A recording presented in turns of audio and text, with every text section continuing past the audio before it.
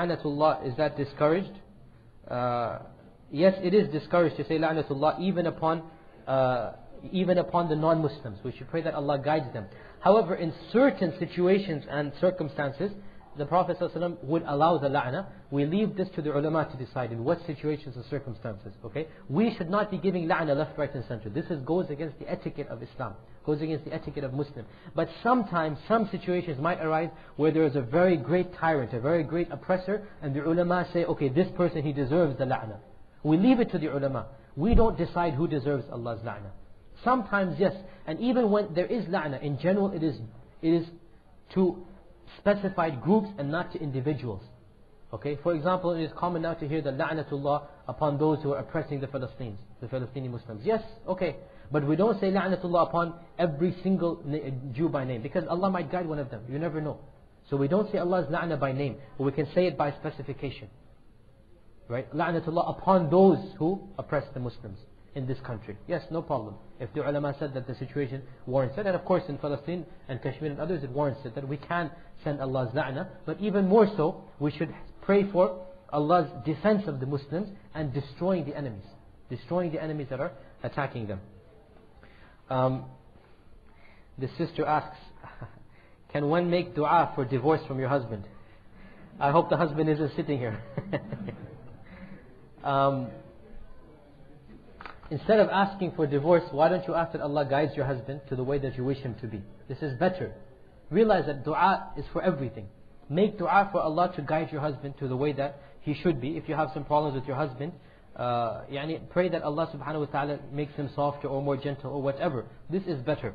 If it's you have a zalim, tyrannical husband, which is generally not the case, even though the sisters, many of them believe so, but in general, if you have an evil husband literally, and you cannot correct the situation, in this case, then yes, it is allowed to. But in general, it is not good to break a marriage, whatever the situation might be. It is always better to try to correct the situation, remedy the situation, and pray to Allah to make it better. Is it proper when someone has done some wrong to you that you ask for your rights back? Basically, the dua that should be made when someone wrongs you, we were going to study, we are going to come to the point that the one who is wronged, his dua is responded to. We're going to come to this situation. Therefore, it is allowed to make dua against the one who has wronged you. But be within limits, be reasonable. If someone has done something majorly wrong, then of course ask for some evil to be done to him.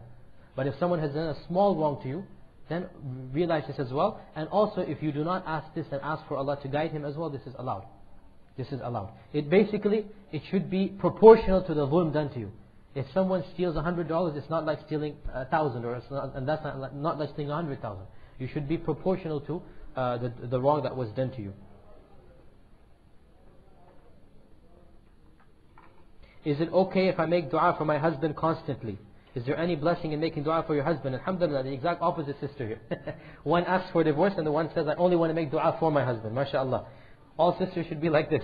Yes, it is good to make dua for your husband, and the husband should make dua for his wife, and this is a sign of love and mercy between them. And in fact, as we're going to come to make dua for someone is in fact making dua for yourself.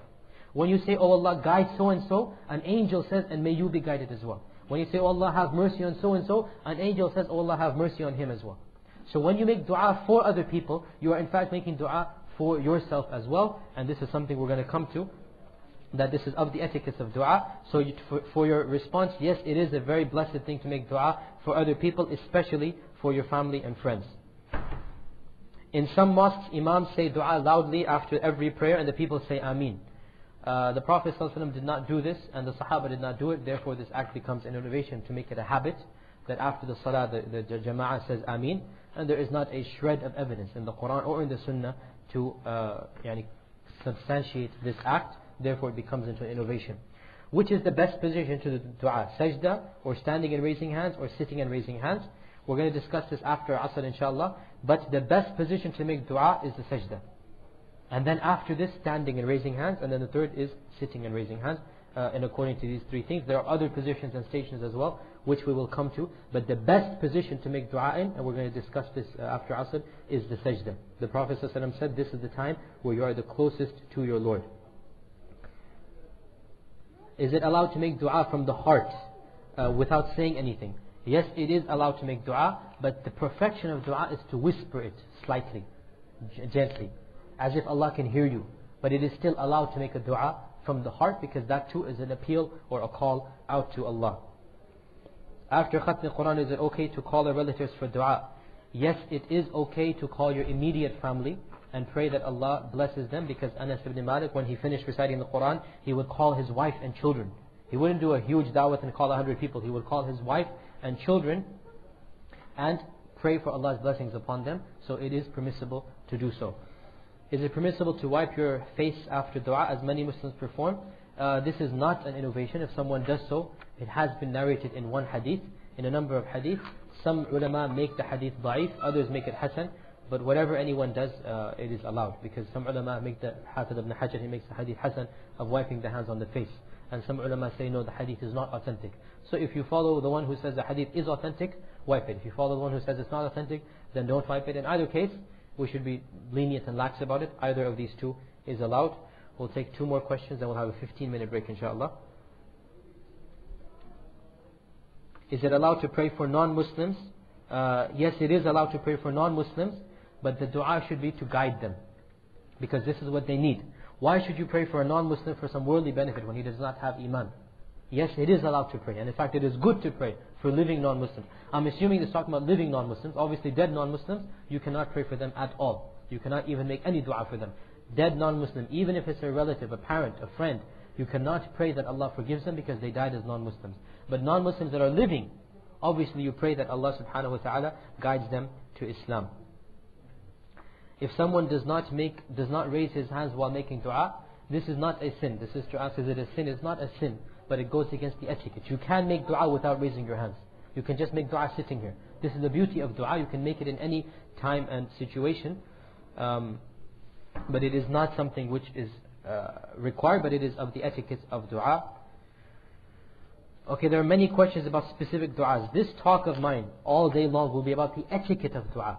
I will not talk about the specific du'as of entering the masjid, exiting the masjid, entering the house, exiting the house, entering the restroom, exiting the restroom, after wudu, before. This is another topic, and it's a very important topic, but we can only concentrate on one thing today.